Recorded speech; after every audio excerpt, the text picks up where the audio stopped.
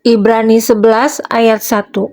Iman adalah dasar dari segala sesuatu yang kita harapkan dan bukti dari segala sesuatu yang tidak kita lihat. Selamat malam sebelumnya. Saya dari Ambon. Yang ingin saya tanyakan di sini, sebelumnya agama saya Muslim ya Kak. Mohon maaf sebelumnya. Di dalam logo GPM atau Gereja Protestan Maluku terdapat logo, dan di dalam logo tersebut terdapat bahasa Ibrani yang artinya Yahweh. Yang ingin ditanyakan di sini hanyalah berarti selama ini saudara-saudara saya yang non Muslim yang mereka sembah itu Yahweh. Terus apakah memang Yesus sama Yahweh ini keduanya sama atau berbeda? Mohon penjelasannya Kak. Soalnya saya sudah tanyakan ke beberapa rekan-rekan juga, namun mereka belum menjawabnya. Mungkin Kakak bisa menjawabnya. Makasih Kak sebelumnya. Yahweh itu bukan proper name. Allah itu tidak punya nama. Allah kami itu nggak punya nama. Yahweh itu bukan Yesus. Yesus itu nama kemanusiaan, inkarnasi firman. Yahweh itu nama kovenan dari Allah kepada Musa. Ya, ketika Musa berkata Moshmo, siapakah namanya? Tuhan berkata Ehye Asher Ehye. Itu dari kata kerja hayah. Maka Musa menyebutnya dengan Yod-Heh-Vav-He. Yahweh itu pun bukan pelafalannya. Karena orang Ibrani tidak pernah membaca tetragrammaton itu dengan Yahweh. Mereka menyebutnya Adonai. Makanya dalam semanya orang Israel kata Sema Yisrael Adonai Eloheinu Adonai Echad. Ya, tidak pernah Yahweh Eloheinu Yahweh Echad, itu tidak pernah. Karena itu nggak bisa disebutkan. Ya, ingat ya, itu nggak pernah disebut. Yahweh itu hanya pelafalan barat. Itu cocok-cocokan saja itu.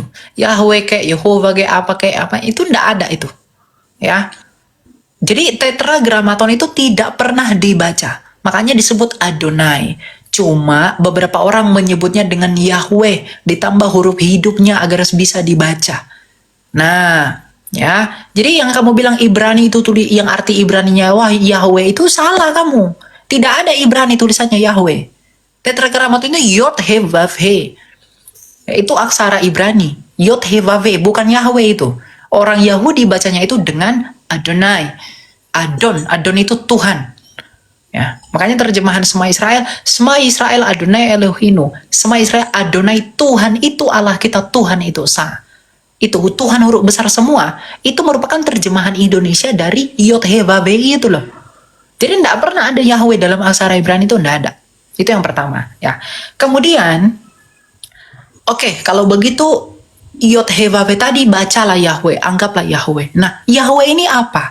Tadi kan saya sudah katakan itu adalah nama dari Ehye Asher Ehye.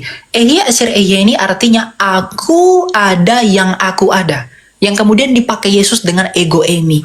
Nah, Allah yang esa itu adalah Sang Bapa. Pribadi Sang Bapa yang memiliki firman dan roh. Nah, Sang Bapa ini memperkenalkan dirinya melalui firman-Nya dengan nama perjanjian tadi, Ehye Asher Ehye atau Yahweh tadi. Nah, Sang Bapa ini memiliki nama perjanjian Yahweh, maka yang di dalam Bapa pastilah Yahweh. Jadi Bapa adalah Yahweh, Yod-Heh-Vav-He, Yesus adalah Yod-Heh-Vav-He, Roh Kudus adalah Yod-Heh-Vav-He, karena arti Yod-Heh-Vav-He adalah Sang Ada. Itu bukan nama diri seperti saya Elia. No, itu adalah artinya Yod-Heh-Vav-He itu artinya Sang Ada. Karena Ehye Asher Ehye, aku ada yang aku ada.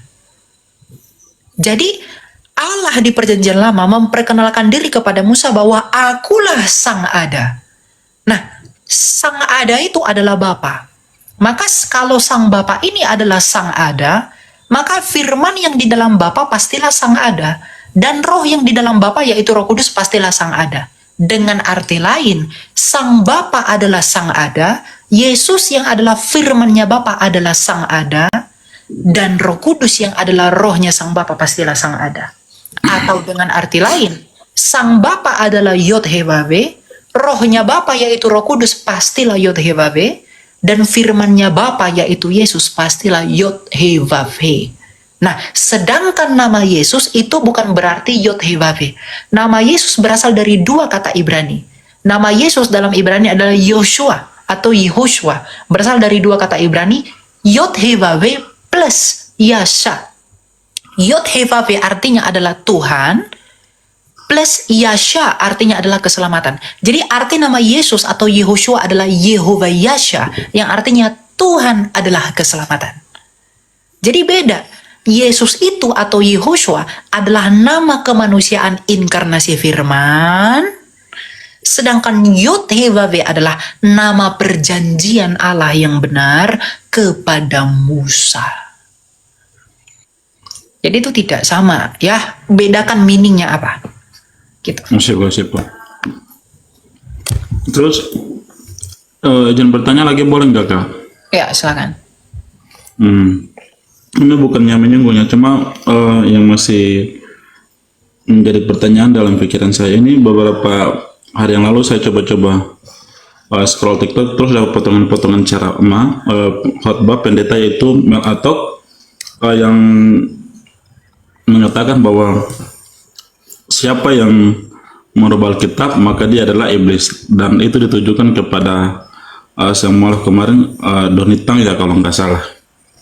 Terus Mel Atok mengatakan bahwa siapa yang merubah Alkitab berarti dia iblis, karena Donitang ini merubah Alkitab terus dijadikan sebagai lelucon gitu.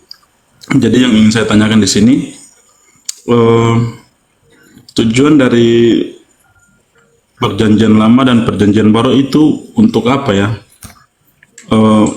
Berarti Perjanjian Lama dan Perjanjian Baru itu berarti dirubah atau gimana Kak? Kalau dirubah berarti pendapatnya pendeta atau ini gimana menurut Kakak? Ya itu nggak berlaku. Perjanjian Lama itu bukan, ini misalnya kitab, ini Perjanjian Lama. Perjanjian Baru dipenyokkan, bentuknya beda. Jadi isinya beda-beda. Bukan gitu. Disebut Perjanjian Lama itu adalah kitabnya para nabi. Tanah itu berasal dari 5 kitabnya Musa, Torah, Nefim kitab para nabi, Yesaya, Yeremia, ya, Mika dan lain-lain, Amos, Obaja. Kemudian kitab Ketuvim, ya, Mazmur, Amsal, Pengkhotbah dan lain-lain, itu Ketuvim. Ya. Nah, jadi isinya Tanakh ini adalah kitab para nabi sebelum Yesus datang. Yang isinya adalah di mana para nabi ini bernubuat tentang Mesias yang akan datang, dan nubuat dan sejarah itu dituliskan oleh para nabi itu. Nah, Perjanjian Baru adalah tulisan-tulisan yang ada ketika Yesus sudah datang ke dunia tanpa mengubah yang lama ini. Jadi Perjanjian Lama itu bukan Perjanjian Baru. Perjanjian Baru itu bukan Perjanjian Lama yang diubah-ubah. Jadi Perjanjian Baru ada, itu berarti Perjanjian Lama yang diubah-ubah. Bukan. Perjanjian Lama itu adalah perjanjian bahwa Mesias akan datang. Itulah para nabi dan kitabnya mereka. Ya, Perjanjian Baru itu adalah perjanjian di dalam Kristus bahwa Mesias sudah datang. Itulah Perjanjian Baru. Jadi bukan Perjanjian Lama kitabnya si Musa si itu diubah-ubah, digobrak-gabrik terus jadi baru. Enggak. Enggak ada yang diubah dari Perjanjian Lama. Jadi simpelnya Perjanjian Lama itu adalah nubuatan tentang Yesus yang akan datang. Ya, kisah-kisah para nabi, kisah-kisahnya tokoh-tokoh Alkitab, Ayub dan lain-lain sebelum Yesus lahir. Nah, setelah Yesus lahir ada Perjanjian Baru, itu kisah-kisah mengenai Dia Sang Injil yang melahirkan perjanjian yang baru, yaitu keselamatan. Jadi Perjanjian Baru itu bukan Perjanjian Lama yang diubah-ubah. Nah, mindset kalian yang di luar Kristen ada Perjanjian Lama, Perjanjian Baru, ya karena itu. Oh, berarti kitab kalian udah diubah-ubah, kok ada Perjanjian Lama, Perjanjian Baru? Karena nggak ngerti yang begini. Kalian berpikir bahwa Perjanjian Baru itu adalah Perjanjian Lama yang udah revisi terus ubah jadi Perjanjian Baru. Kan begitu kan? Padahal itu tidak pernah terjadi selama 20 abad, itu nggak pernah terjadi. Sejak Kristus ke dunia ini lahir. Tidak pernah itu terjadi. Gitu. Jadi maksud Mel Atok tadi, itu bukan seperti yang kalian anggap.